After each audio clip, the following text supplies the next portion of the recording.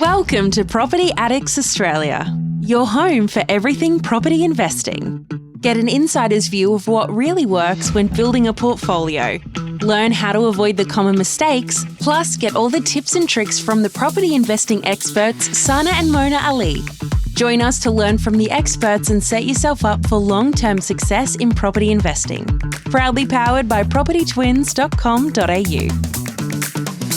We do not like off-the-plan or brand new properties, and there's good reasons for that. So when we started our property journey, the New South Wales government had introduced this $24,000 grant for first home buyers. So this goes back to 2009. And it was quite attractive, right?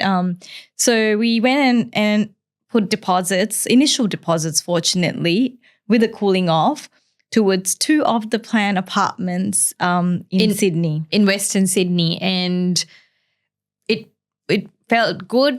They were shiny, brand new. They looked amazing, like something we could even live in or rent out to tenants. That's right, because they were just about nearing completion. That was the saving grace in all of that, purely because many times people put deposits for off-the-plan properties, and these properties take years to build and they're not ready and they keep getting delayed. But fortunately for us, the properties were just about ready. That means the bank could go out and value these properties. And they valued both of those properties short. So one of them was purchased for $365,000 and the bank valued them at $330,000. So there was no clear visibility as to how we would complete that deal. Obviously, the bank wasn't going to fund the difference in them. That's right. So just because the bank valued it at $330,000 and we were paying $365,000 for one of the two properties, we were like, well, if the bank doesn't agree with the valuation, why should we? So that it clearly means that we are overpaying for this property. The interesting thing is the selling agent who appeared to be on our team. Obviously, we didn't know any concept of selling agent or buyer's agents. The selling agent appeared to be on our team, and he also told us the strata for the property will be only $300 or $400 a quarter, which is like maybe $100, $120 a month or so.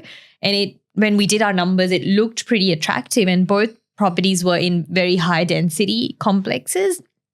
And I actually got the number for the company which was going to register the strata plan to ask, hey, look, would the strata be $300 to $400? And the guy was really upset on the other side of the phone. And he said to me, how does the selling agent know that it will be $300 to $400? We haven't even determined the strata. And he indicated that the strata could run into $1,200 to $1,500 a quarter. So $1,200 to $1,500 a quarter, if you do the sums, I've said even $1,200 divided by 3 months, that's $400 per month that you're paying just for strata costs. So you need to be very careful and include that in your budget if you are looking to buy something like that. But again, we are so grateful that the property was ready to be valued. We had the cooling off. And in that time, we decided to end the deal, pull out of the deal. We lost 0.25% of the deposit. That's the standard in New South Wales. If you change mind or pull out of the deal for any reason, like valuation in this case.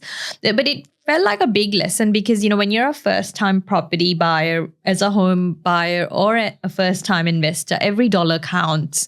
And it was just the best price we paid, even though it stung at the time. It was the best lesson that we learned in that moment. And we're just so glad that we did because that's what formed the foundation of our property journey and what we ended up doing and what we do today with our clients. And what's really the guiding principle in how we do things with what type of properties we buy for our clients or suggest anybody who comes to us for advice as to what they should do.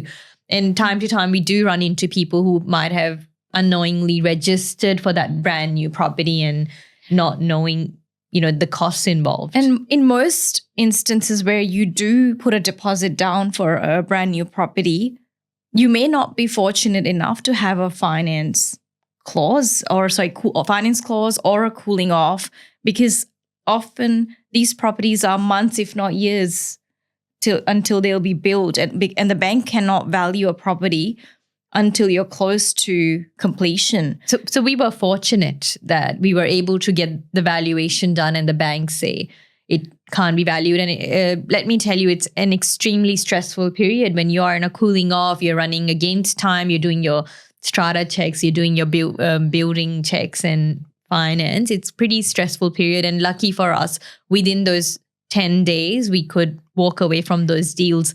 But we did end up buying better properties. So just up the road from one of the units. That's right. So with this, so we did a comparison, right, of what we ended up purchasing, against what we pulled out from. Yep. So we ended up purchasing a property for approximately $330,000. Just maybe a kilometer or so away from one of these brand new units. With a bit of land component there. And we did an analysis. So $330K purchase? Yep, $330K purchase versus this $365,000 purchase or apartment that we would have bought. As of now, which is about nearly 15 years, the established property that we bought for $330,000 is now worth somewhere around $730,000. So it's about 121% gain over 15 years, or it works out to be 8% per annum. Yep. And the unit, similar properties are now selling for $520K, which is about 43% capital growth in the same time frame, which is about less than 3% per annum growth. So you can see the difference of overpaying on a property versus an established property, which has grown way more. And if you were to access this equity for the unit, if you access 80% of that gain, you could have about $124,000 available to you, subject to borrowing capacity, to be able to use that as a deposit for another property.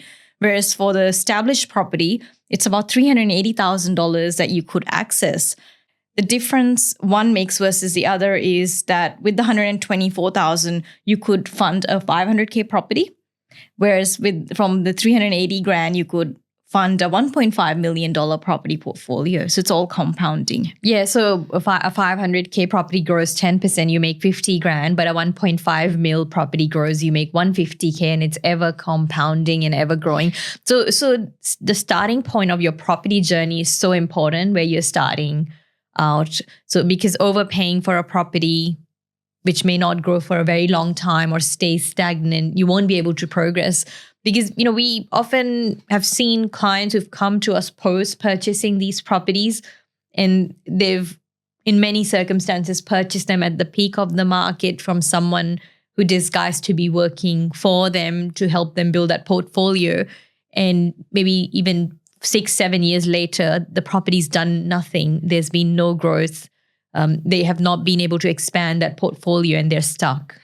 And that leads us to talking about how people say, if you are going and buying off the plan and you're buying it direct, say from developers, agents, or marketing professionals selling you these glossy, brand new properties, and you're not paying them a fee. Whereas if you have a buyer's agent involved who goes and buys your established property, you pay anywhere from $15,000 to $20,000 or more, depending on what market you're targeting. So people say, well, I don't have to pay a fee. It's a free service. Yeah. But if you look at the scenario that we just compared, a property that's only grown 43% versus a property that's grown 121%, you are actually paying a price for it long term. It's built into the selling price. They have to do all this marketing. It's brand new. It's shiny. You're the one paying the seller's agents in it. And these commissions run into anywhere, $20,000, $30,000, tens of thousands of dollars, basically. And what we find interesting is we have at least one phone call a month from one of these developers who say, oh, we want to work with you and we want to help your clients buy our properties. And the conversation doesn't really go far because it just doesn't sit well with us to even promote any of that. And we've been on this journey, right? We almost bought these off the plan properties, and then we went on to build a portfolio on the back of established properties with more land component, we've seen the results. We know that it doesn't work, like of the plan doesn't work. I know in some markets, in a rising market, people make money with these of the plan purchases, but you really need to be aware of the risks. But I think what's more worrying today is a lot of these sellers, agents, or marketing advisors who might even pop over to your home to talk about their products. They're disguising themselves as buyers agents. They would say, well, we are helping you buy. You don't need to pay us anything, but we are your buyers agents. But you need to be really clear and have a different point of difference between who you're working with. Are they really a buyer's agent? No, they're not a buyer's agent. They might tell you they're a buyer's agent. And often, people might say, oh, my friend bought a brand new apartment from this buyer's agent. Well, no, they are not a buyer's agent. And it's really unfortunate because recently, actually, I had a client where we got a valuation done with the bank. So it was basically these townhouses, which were being sold as houses with very close walls with properties side by side. And the way the contracts were done they pretty much wanted everything upfront rather than a progress payment schedule. The lender did not value the property. 1, 2, they said they're not going to fund it. The security is unacceptable to them. Yep. And we inquired with multiple lenders to see how they would take it, and they wouldn't take that contract of sale. So yeah. So, but the client was really sold out that these people were their buyers agents, and even the selling agents, they were really keen to get it across the line. They showed me valuations from different banks, which had supposedly stacked up. But this client couldn't go to all these banks, and even these banks said they won't take it. So somehow some deals might have gotten through, but the unfortunate thing is the client couldn't see the risk they were getting themselves into, the deal they were getting themselves into over the long term. Yep. So there's a number of risks that you need to cover off on before you even go and consider these types of properties. And we'll go through those shortly. As we know, there's several risks that go with off-the-plan properties, and it's an important discussion we have because so many people out there need to know about this. The most important one that we've already discussed is the valuation risk. So if the bank doesn't think the property is worth that much, it really is not worth that much. And you end up overpaying for something like that. So firstly, you can't go to every single bank, right? Depending on your circumstances. I mean, you may have a lot of options, but you may not have a lot of options. You might be limited. So if you are only able to, say, hypothetically go to one bank based on your life circumstances and that valuation comes short, then you have no backup option. What do you do then? Then does that mean you lose your deposit? And imagine if you paid the deposit for this property a year, 2 years ago, and now things are different. You can only really go to one lender. You can't even pull out of that deal, and potentially you might have to lose your deposit or arrange for more money to top up the shortfall in valuation. If you have a lot of equity, you might be able to do that, or a lot of borrowing capacity, but more often than not, it's unsuspecting buyers who buy these properties. And the banks don't value these properties until within 3 months of settlement. And even 3 months is, I suppose, a pipe dream because the developers want you to settle these properties within 14 days of them being ready to settle. So the bank can't really value a property until you're able to, someone can physically go out to the property. And they won't rely on any desktop valuations either under most circumstances. And adding to the complexity, some banks also have registers, security registers, where they list different buildings, and they might say, well, we do not want more exposure to this particular building because we've already lent X percentage we've already funded certain amount of properties in this particular building, and we are no longer going to lend. And if that's the only bank you can go to, then what do? Then you're really stuck. Your borrowing capacity works with this bank, but they're not willing to lend you the money. Or they could have a high market risk noted on the valuation report and them saying, well, we might lend you, but rather than lend you the 80 or 90% you want, we'll only lend you 70% of the value of the property. And that's not just for brand new. Actually, you'll be surprised in high density areas. It still applies to established units as well, where there's been a massive oversupply. And going to oversupply part of it, why would, say, a tenant want to rent your property? That's right. And in many of these cases, developers may provide you with rental guarantees, and they'll guarantee a certain amount of rent, which is generally above market value of what you could get if you went on an open market. So say hypothetically on an open market, you could get $500 a week, whereas the developer says, well, we'll guarantee that you will get $600 a week for a year, 2 years, 3 years. Now, the question is, what happens when the rental guarantee is up? Perhaps the rents may have caught on, but what you need to be wary of is when there's a heap of properties in a high density complex that flood the market, it might suppress rents in your property. If it's such a good investment, why do they really need to guarantee the rent? The property should attract tenants as it is. The vacancy rate should be low enough for you to acquire tenants.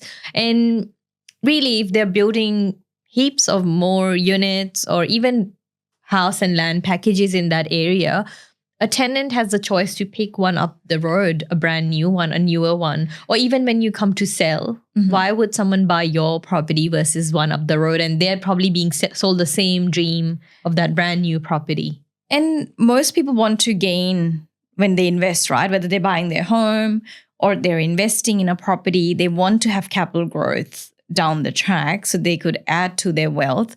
But then if there is a lot of oversupply of the same type of properties in an area, then what happens, right? Capital growth is dependent on supply and demand, right? If the demand for property exceeds the supply, then you will have gains. Whereas if there's a lot of property flooding the market, if there's a lot of land, a lot of construction going on, there is a chance that your property may not grow in value. But have you, have many people even considered that lending climates could change in this time, from the time they sign up for the property till they are ready, the developer is ready for you to settle? Could your life circumstances have changed in that time? Could lending climates have changed? Borrowing tightens, interest rates go up, lending policy changes. The bank doesn't want to buy or lend for properties in those areas. So there's a lot of variables that you need to cover off on. And many of these you won't even know until such a time that the property is actually ready to be completed, ready to be valued. You're ready to put a loan application. So you need to really work out what could happen in the next 1, 2, 3 years until the property will be ready.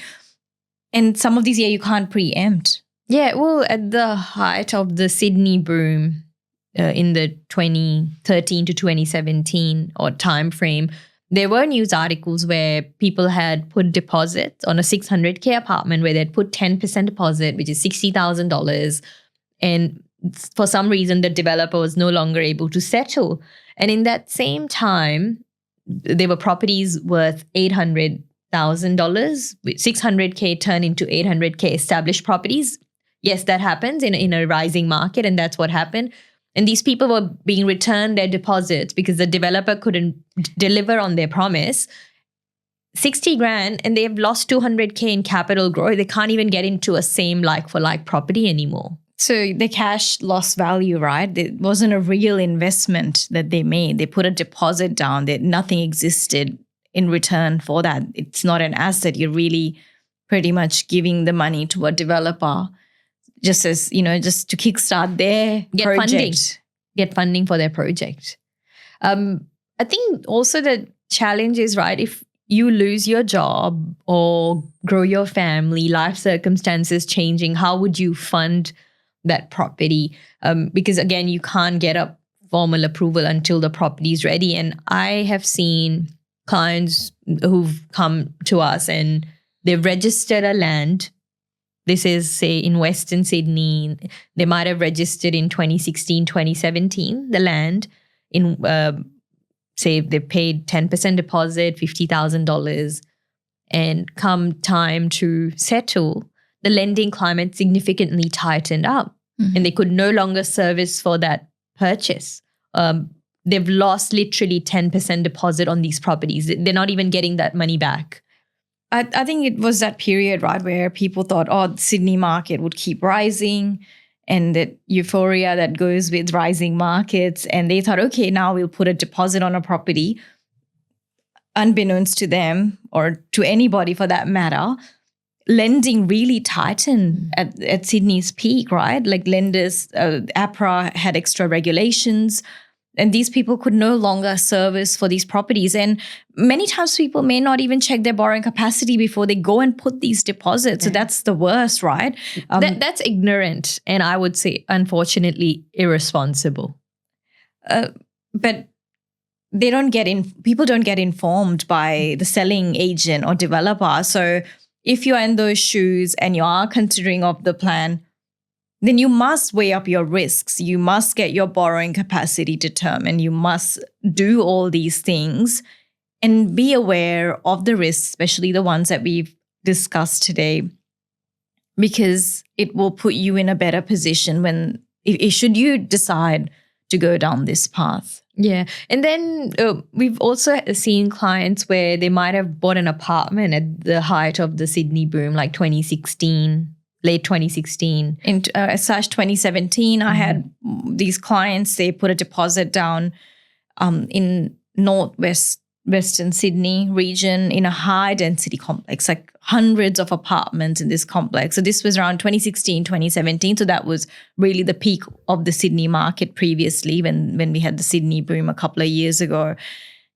And then this property was only really handed over to them early to mid 2022. That's so 6 literally years. 4 to 5 years. That's 6 years. About 6 years, really, for 5 to 6 years. And in this time, they could have gone and purchased a property, say in Brisbane, following the property cycles.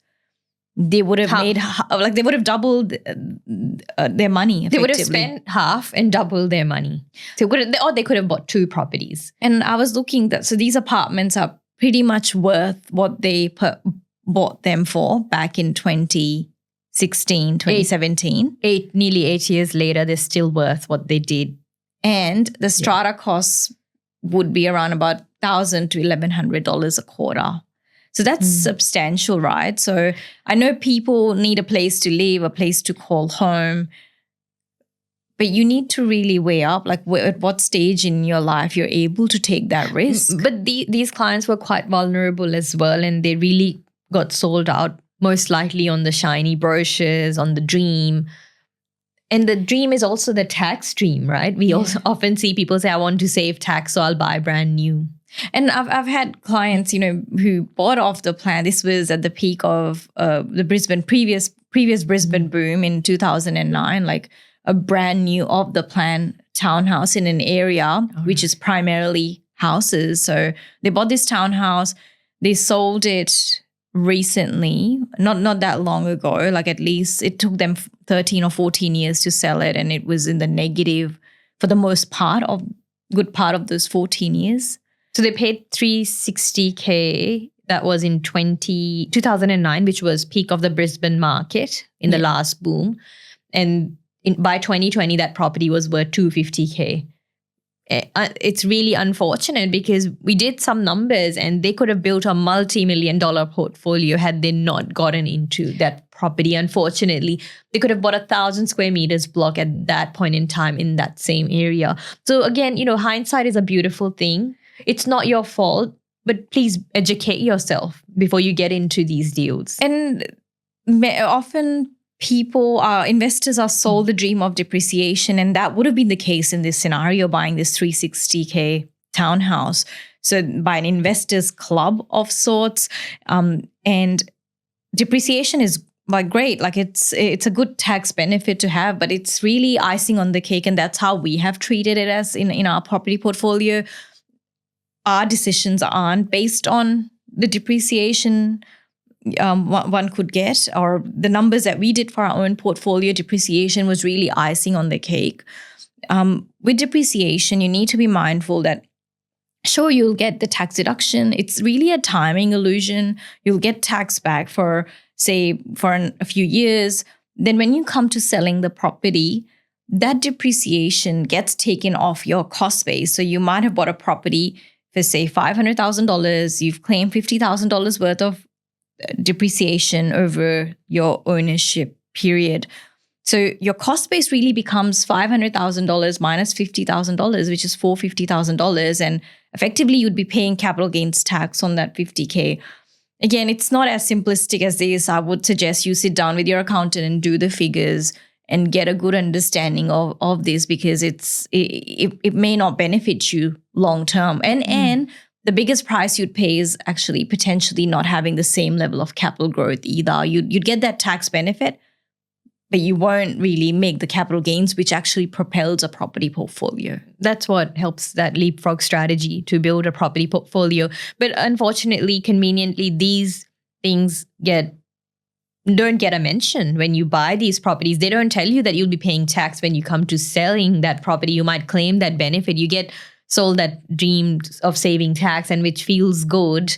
You might receive it back, but ultimately you'll be the one paying for it, and you've already paid for it with the opportunity cost. And most people don't even measure that.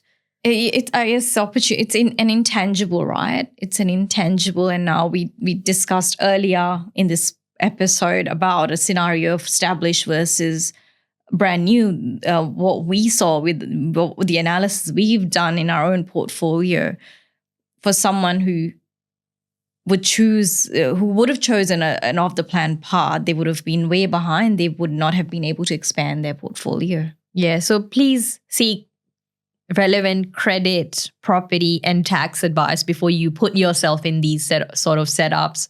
They're not designed to do good for you. There might be a time, they may look good, right? I'm still waiting for that time, 15 years of investing. I'm still waiting for that time to arrive as to when this might appear as a good investment, and we might consider it for our own portfolios. In a rising market, It may, but it's not always a rising market. You are dealing with a number of risks with it, because property markets ebb and flow, and there's different cycles in different cities at different points in time. So you just need to make sure you're getting in at the right time. And why overcomplicate it? Just keep it simple and buy property. Established. Yes. Thanks for listening. Join us next time for another episode of Property Addicts Australia podcast.